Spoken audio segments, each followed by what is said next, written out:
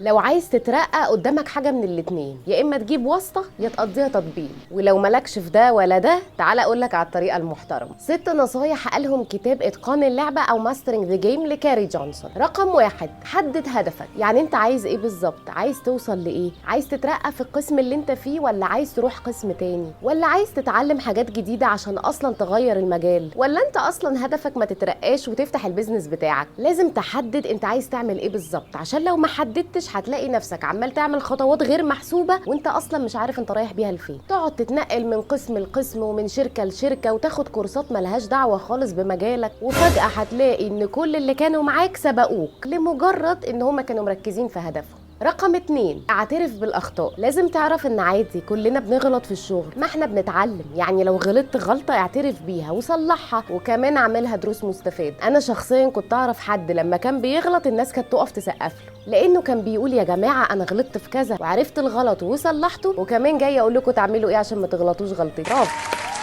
فجأة الموقف اتغير، بعد ما كان غلطان بقى بياخد شهادة تقدير. فلما تغلط ما تخافش، اعترف وتعلم. 3، افهم المقياس. اشتغل وفقا للمقاييس اللي محطوطه لك. اعرف ايه الرول بتاعك بالظبط، ايه مسؤولياتك، وايه الاهداف اللي المفروض تحققها، لان التقييم بيتقاس بانجازاتك وفقا للاهداف اللي محطوطه لك. انما في ناس بتأفور، تروح بقى تشتغل شغل اصلا مش مطلوب منها وتتسحل فيه، وتلاقي واحد بقى في قسم تاني ما بيشتغلش، يروح هو مخلص شغله عشان ينجز، وفي الاخر شغله الاساسي ما يكملش او يكمل بس مش بالمستوى المطلوب. فيلاقي نفسه قاعد مع المدير في قعده التقييم، والمدير بيقول له والله انت ما عملتش شغلك. يتجنن بقى ويقول ازاي ده انا بعمل شغلي وشغل غيري. يقول له وحد طلب منك؟ سوري. رقم 4، اعمل علاقات جوه الشركه وبره ان لزم الامر. اعرف ان انت لو ما حدش يعرفك غير الزميلين 3 اللي حواليك ومديرك، فغالبا مش هتترقى. لازم تكون معروف، عندك علاقات كويس، الناس بتجمع عليك انك شاطر وعندك مهارات وعلاقات ومحبوب. لما تيجي سيرتك في مناقشه التقييمات او الترقيات، تلاقي الناس كلها بتقول هو ينفع، مش مين ده اصلا. وخلينا واقعيين، لو في مدير بيختار بين 2 شاطرين بس واحد يعرفه وواحد ما يعرفوش، غالبا هيختار اللي يعرفه. مش واسطه ولا محسوبيه، بس على الاقل يعني الاسم في ودانه عارف.